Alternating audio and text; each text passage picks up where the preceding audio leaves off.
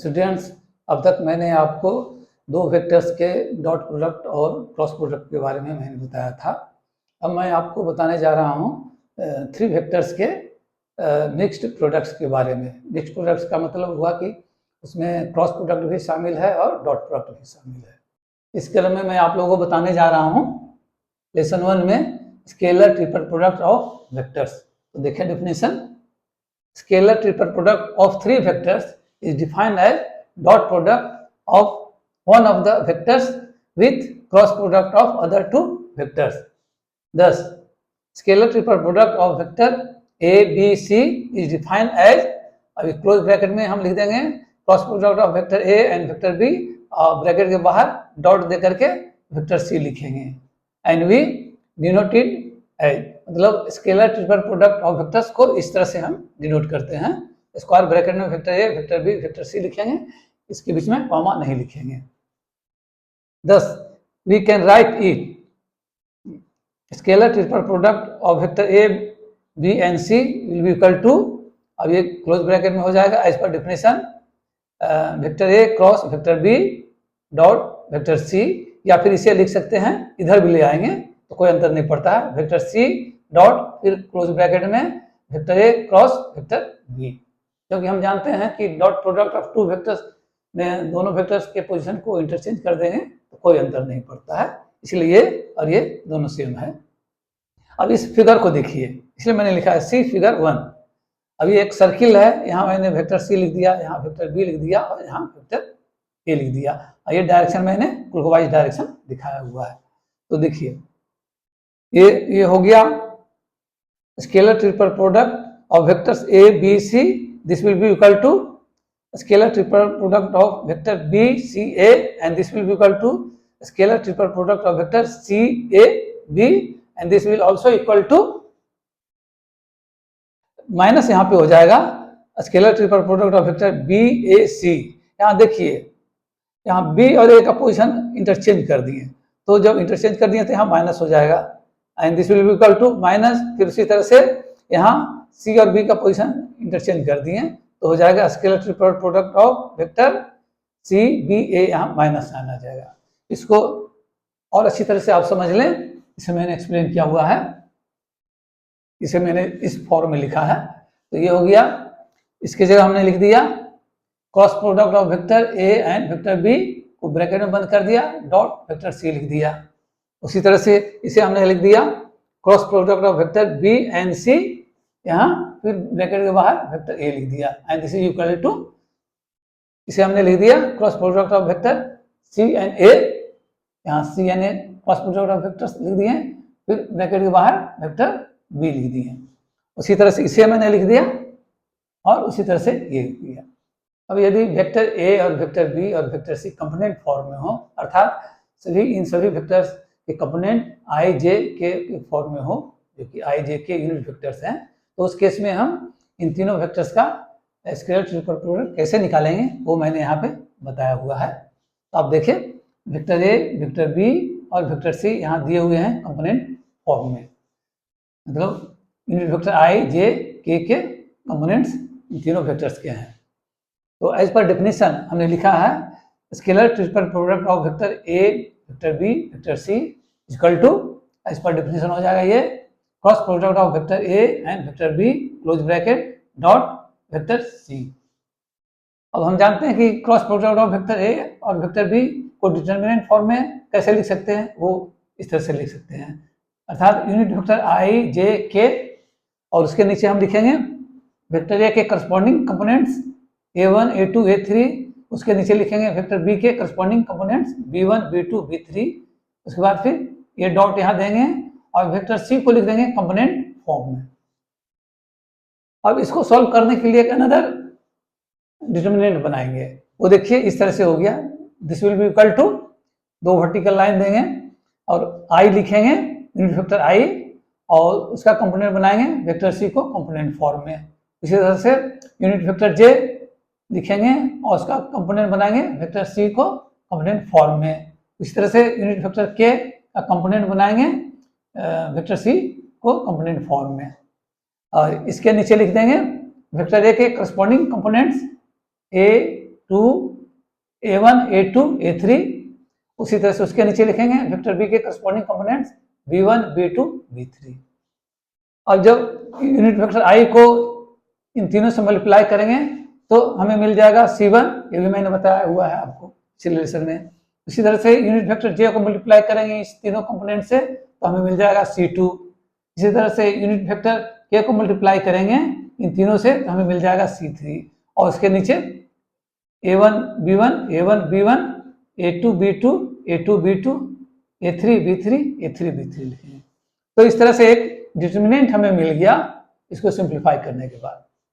तो इस डिटर्मिनेंट को आप आसानी से सॉल्व कर सकते हैं, मैंने बताया हुआ भी है पिछले लेसन में कि डिटर्मिनेंट कैसे सॉल्व होता है।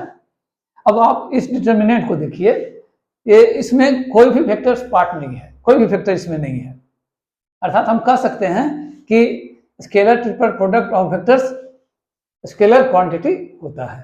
अब मैं आपको बताने जा रहा हूं geometrical interpretation of scalar triple product of vectors के बारे में। तो अब इस फिगर 2 को आप देखें, इसमें ब्लू से मैंने एक पैरेललोपाइप्ड बनाया हुआ है।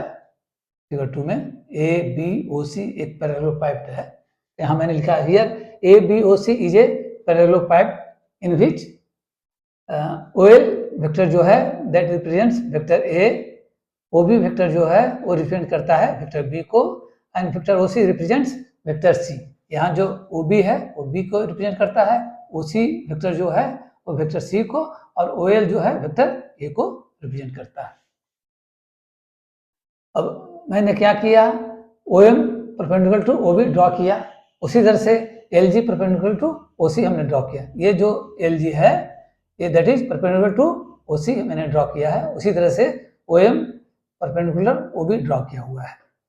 अब now angle B O C is equal to theta, ये हमने एज्यूम किया हुआ है। Similarly angle M O L is equal to alpha हमने एज्यूम किया हुआ है। तो जब angle M O L is equal to alpha है that means angle O L G is also equal to alpha, O L G is also equal to alpha, ये geometry से हम जानते हैं। और ओ एम जो है that is unit vector n जो कि perpendicular to the plane of vector b and c है। अब देखिए scalar triple product of vectors A B c होता है cross product of vector A and B close bracket dot vector c, and this represents volume of parallelepiped whose adjacent sides are represented by vectors a b c, जो कि हमने यहाँ बताया हुआ है as explain above. अब scalar triple product of vectors A B C, ये जो है ये रिप्रेजेंट करता है वॉल्यूम ऑफ दिस पैरेललोपाइड का, and this will be equal to, अब a cross b dot c है तो हम ए को बाहर ले लिए, vector a dot close bracket में cross product of vector b and c, ये दोनों सेम ही है, इसका कोई अंतर नहीं है जो कि मैंने आपको बताया हुआ है, that means this two are equal. अब देखिए इसे हम लिख सकते हैं इस रूप में, वेक्टर ए को हमने एज इट इज लिख दिया तो वेक्टर ए डॉट, अब इस cross product of vector b and c, इस पर फॉर्मूला हमने ये लिख दिया b into c sine theta into unit vector n. अब इसे हमने अरेंज कर दिया इस रूप में बी सी साइन थीटा और क्लोज ब्रैकेट में लिख दिया vector a dot vector n जो कि यूनिट वेक्टर है। अब इसे हमने एज इट इज रखा बी सी साइन थीटा और क्लोज ब्रैकेट में ये फॉर्मूला के अनुसार हो जाएगा a into 1 into cos alpha, वो हम जानते हैं dot product of two vectors का फॉर्मूला क्या होता है, ये उसी फॉर्मूला में फिट कर दिया मैंने और आ गया हमारे पास ये। अब इसे फिर रीअरेंज किया मैंने तो ब्रैकेट में लिख दिया a cos alpha dot close bracket में बी सी साइन थीटा। अब a cos alpha and B C sine theta इस फिगर में क्या है, यहाँ मैंने लिखा है a cos alpha is height of this parallelepiped and bc sin theta is area of base of this parallelepiped, that means height into area होता है वॉल्यूम, इसलिए हमने लिख दिया volume of parallelepiped, that means ये जो है this is volume of the parallelepiped, जिसे कि हमने इस तरह से लिखा है cross product of vector A and B close bracket dot vector c. तो हम कह सकते हैं कि पैरेललोपाइड का वॉल्यूम जिसका adjacent sides vector A B C के द्वारा रिप्रेजेंटेड है, उसका वॉल्यूम होगा scalar triple product of vector A B C that will be equal to A cross alpha into B C sine theta. इसमें हमें अल्फा मालूम होना चाहिए, थीटा मालूम होना चाहिए, फिर तो हमें वॉल्यूम निकल जाएगा उस पैरेललोपाइड का जिसका एडजेसेंट साइड वेक्टर ए, वेक्टर बी और वेक्टर सी है। नीचे हमने कुछ प्रॉपर्टीज लिखे हुए हैं scalar triple product of vectors के, आप देखें। पहला है scalar triple product of vectors A B C into K, this will be equal to K into scalar triple product of vectors A B C. Next one है scalar triple product of vectors A plus B C and D. यहाँ vector A plus B एक vector हो गया, second vector हो गया सी, third vector हो गया D, and this will be equal to scalar triple product of vectors A C D plus scalar triple product of vectors B C D. Next one है कि non zero and non collinear vectors A B C. अगर vector A B C non collinear हो और non zero हो तो ये तीनों vectors कब कोप्लेनर होंगे? वो उस स्थिति में होंगे जब scalar triple product of vectors A B C will be equal to zero. Scalar triple product of vectors को और अच्छे से समझाने के लिए मैंने आपके लिए दो क्वेश्चन सोल्व किए हैं, आप देखिए व्हाइट बोर्ड को। तो फर्स्ट क्वेश्चन है find the value of alpha so that vectors A B and C are coplanar. इसमें वेक्टर सी में अल्फा है तो इस अल्फा को हमें निकालना है इस तरह से कि जब उसका वैल्यू सब्स्टिट्यूट करेंगे तो वेक्टर ए, वेक्टर बी और वेक्टर सी कोप्लेनर हो। तो तीन वेक्टर्स कोप्लेनर कब होंगे? जब उनके scalar triple product equal to zero होंगे। इसलिए मैंने यहाँ लिखा है given vectors A B C will be coplanar if scalar triple product of vectors A B C equal to zero, and this can be written as cross product of vector A and B close bracket dot vector c equal to zero. अब formula से यह हो जाएगा, this will be equal to determinant of C1 C2 C3 A1 A2 A3 B1 B2 B3, ये 3/3 determinant है equal to zero. अब ये C1 C2 C3 A1 A2 A3 B1 B2 B3 ये सारे जो हैं वो कंपोनेंट्स हैं वेक्टर ए और वेक्टर बी और वेक्टर सी के। तो इनका वैल्यू हम यहाँ से लेकर के सब्स्टिट्यूट कर देंगे। तो हमने वैल्यू सब्स्टिट्यूट कर दिया तो C1 की जगह 0, C2 की जगह 1, C3 की जगह अल्फा, A1 की जगह 2, A2 की जगह -3, A3 की जगह 1, B1 की जगह 1, B2 की जगह 2 एंड B3 की जगह -3 एंड इक्वल टू 0। अब इसे जब हम सोल्व करेंगे इस डिटरमिनेंट को के इक्वेशन को तो हमें अल्फा इक्वल टू -1 आएगा। यहाँ पे मैंने सोल्व करके बताया हुआ है कि कैसे हमने वैल्यू प्राप्त किया अल्फा इक्वल टू -1। तो ये अल्फा इक्वल टू -1 सब्स्टिट्यूट कर देंगे वेक्टर सी में, तो ये तीनों जो वेक्टर होंगे वो कोप्लेनर होंगे और वो इस कंडीशन को फुलफिल करेंगे। इसलिए मैंने लिखा vectors A B C will be coplanar if alpha equal to -1 in vector सी। अब सेकंड क्वेश्चन को देखते हैं।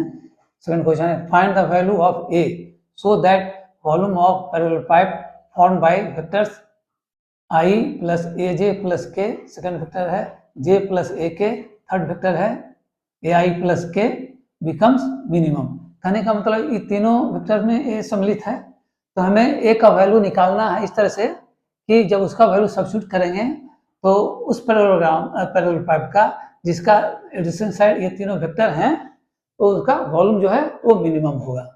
तो पहले हम एज्यूम कर लेते हैं u equal to vector u equal to i plus A J plus K, ये फर्स्ट वेक्टर हो गया। Vector v equal to j plus A K, ये सेकेंड वेक्टर हो गया। Vector w equal to A I plus K, ये third vector हो गया। इसलिए एज्यूम कर लिए हैं कि सोल्व करने में आसानी हो, लिखने में आसानी हो।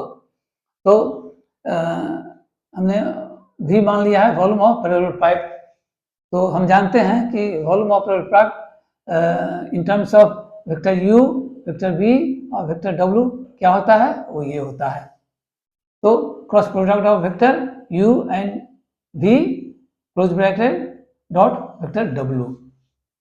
अब थ्योरी से जानते हैं कि v इक्वल टू डिटर्मिनेंट हो जाएगा ये, उसके बाद फिर सभी का करस्पॉन्डिंग कंपोनेंट्स लिख देंगे। तो यहाँ a 0 1 हो गया, सेकंड में हो गया 1 a 1 हो गया, थर्ड हो गया 0 1 a, इस तरह से हो गया। These are components of vector u v and w। अब v यहाँ लिखेंगे और उसके बाद इस डिटर्मिनेंट को सॉल्व करेंगे। तो सॉल्व करने के बाद हमारे पास आ जाएगा v equal to A Q minus A plus 1। अब v will be minimum if derivative of v with respect to a is equal to 0। कहने का मतलब कि ये जो v है वॉल्यूम ऑफ पैरेलल पाइप वो मिनिमम कब होगा, जब derivative of volume with respect to a will be 0। ये हमने यहाँ लिखा हुआ है। तो हम इसका डेरिवेटिव निकालेंगे इस इक्वेशन का। तो dv by D A will be equal to 3a square minus 1, आइए 0 होना चाहिए, दिस इज इक्वल टू 0 यहाँ जो मैंने बताया हुआ है। तो इस इक्वेशन को सोल्व करेंगे, 3a square minus 1 equal to 0। और सोल्व करने के बाद a इक्वल टू आएगा हमारे पास 1 बाई स्क्वायर रूट ओवर 3, अर्थात हमने a का वैल्यू निकाल लिया 1 बाई स्क्वायर रूट ओवर 3। तो ये वैल्यू है a का, जिसे हम सब्स्टिट्यूट करेंगे तो पैरेलल पाइप का वॉल्यूम जो है वो मिनिमम होगा।